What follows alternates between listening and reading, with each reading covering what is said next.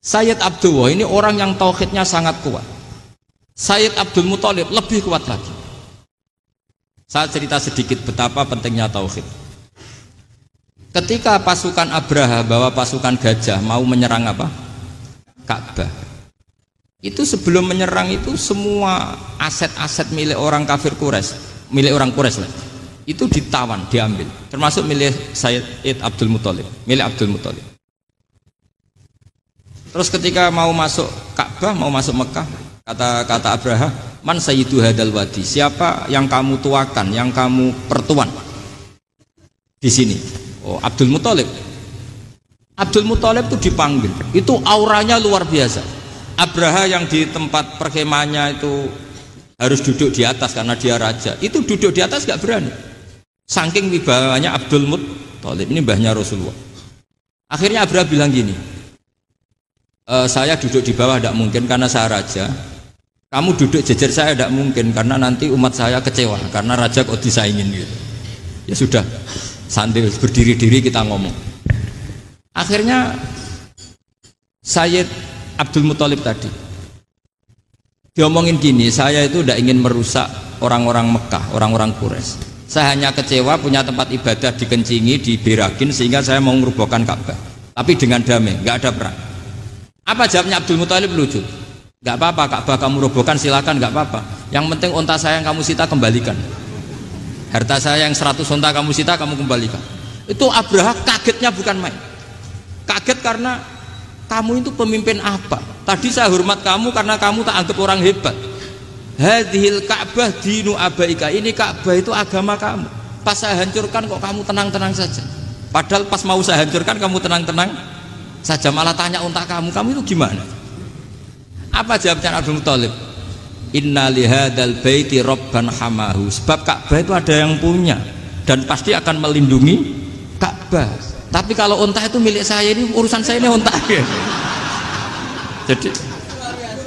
Jadi inna lihadal baiti robban hamahu itu tidak milik saya, itu ada yang punya. Ya sudah, biar yang punya aja yang jaga, itu tidak urusan saya.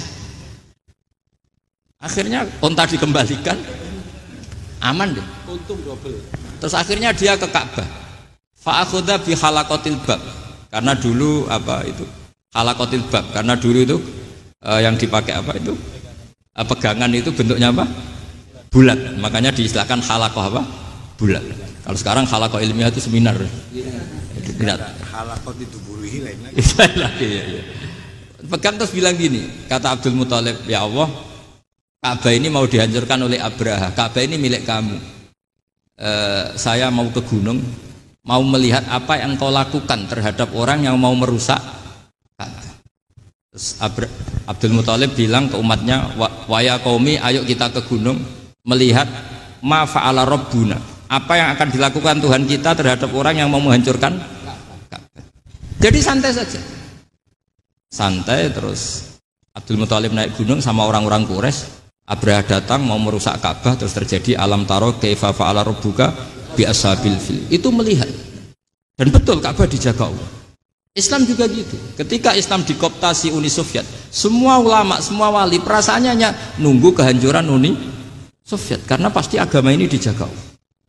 Saya setiap sholat, setiap munajat, ketika baca Rabbana lakal hamdu bil samawati wa mil'ul ardi, dulu saya iskal itu janggal. Ya Allah, engkau zat yang layak dipuji, yang pujian itu memenuhi langit dan bumi. Pikiran saya kalau bumi ateis itu mujinya kayak apa? Tapi Masya Allah, ketika saya datang di Korea, bumi ateis, ternyata di sana banyak masjid, banyak tasbih, bahkan ada sakduna di sana. Karena Allah sudah ngendikan lakal hamdu mil'us samawati wa mil'ul ardi. Dan sekarang nyata, semua bumi ateis, bumi apa saja, ada tasbihnya, ada tahmidnya.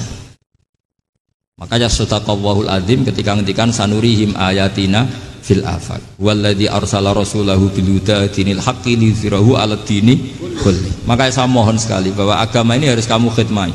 Tapi enggak boleh kamu pikir. Atau dibaliklah, khidmah maka memikir. Tapi tidak usah GR bahwa agama ini diserahkan sampean. Saya juga agak ridho. Agama kok diurus orang-orang kayak gini, kayak apa nasibnya?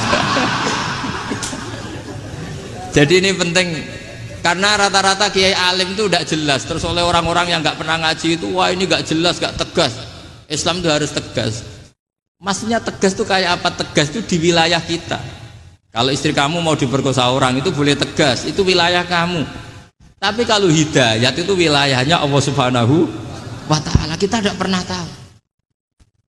Bahkan yang sudah Islam saja, nyuwun sewu, itu nggak ada jaminan mati husnul khotimah. Kita tahu dalam sejarah Sa'labah itu dapat gelar hamamatul masjid, merpatinya masjid. Tapi kita tahu akhirnya Sa'labah itu apa? Su'ul khotimah. Sampai dalam Islam selalu diajarkan ya muqallibal qulub tsabbit qalbi ala din.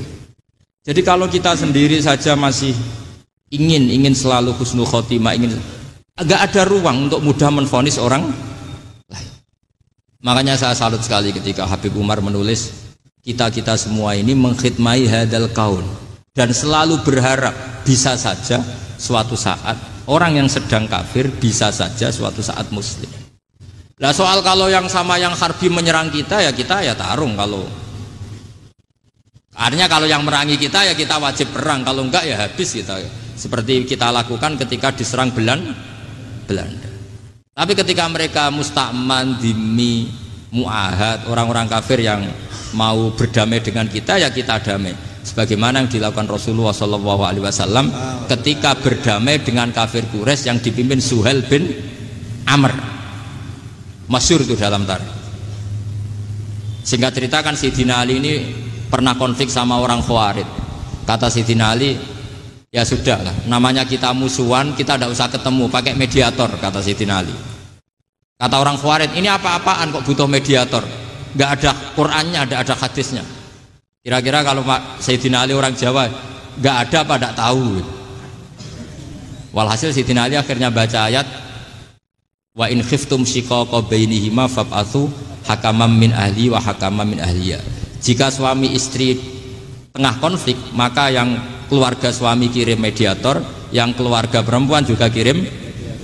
Terus kata Sayyidina Ali, wa amru ummati Muhammad a'dhamu min amri rajulin wa imra'atin. Kalau suami istri saja ketika konflik butuh mediator, apalagi ini kelompok besar pasti lebih butuh mediator. Akhirnya lalu mediatornya siapa? Kata Sayyidina Ali, ya siapa saja yang penting baik.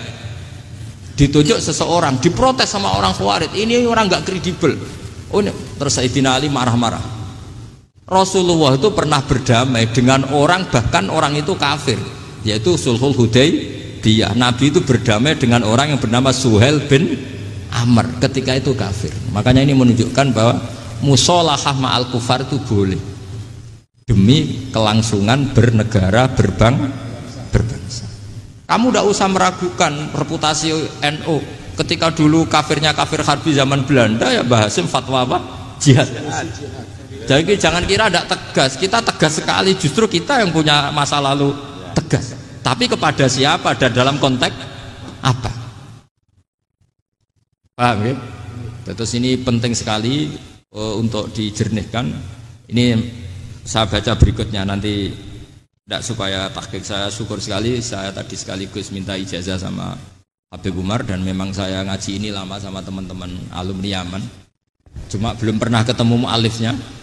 Tadi saya ketemu minta ijazah itu dan beliau senang sekali, bahkan sempat bikin tulisan di kitab saya ini. Sama tidak perlu baca, karena kalau bisa ya biasa, kalau tidak bisa malu ya sudah, tidak usah baca sudah. Terus ini kata beliau, ini masih saya teruskan.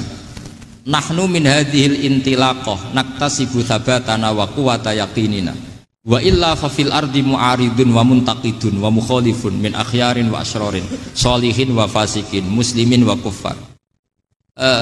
Kalau kamu punya satu metode ilmiah, metode dakwah, kamu harus siap, karena pasti ada yang menentang. Yang menentang itu ya mulai orang soleh, tidak soleh, orang macam-macam. Jadi kalau sudah punya manhaj, memang dari awal harus siap apa? Ditentang. Jadi misalnya PBNU punya kebijakan apa, ya sudah siap saja dibully. Itu pasti itu, karena nggak ada manusia semua suka, semua benci. Kata beliau, anta in kunta fi syakkin min hadzal maslak wal manhaj fattabi man syi'ta wasaha angka ghaniyah wa in kunta ala yaqinin annahu al huda wa mirasun nubuwah wa annahu haqiqatu tarjamatil ahdi ma'rab fala tata'atsar min kalami ahadin yakunu mangkana. Jadi intinya kita mengawal Islam secara rahmatan lil alamin itu justru kita berharap menjadi simpatik dan menjadikan mereka menjadi nopo Islam. Jangan ketika simpatik dianggap gak tegas. Saya masih ingat betul dawuh Mbah Mun, hak sekseni kata beliau. Saya masih ingat kalimatnya,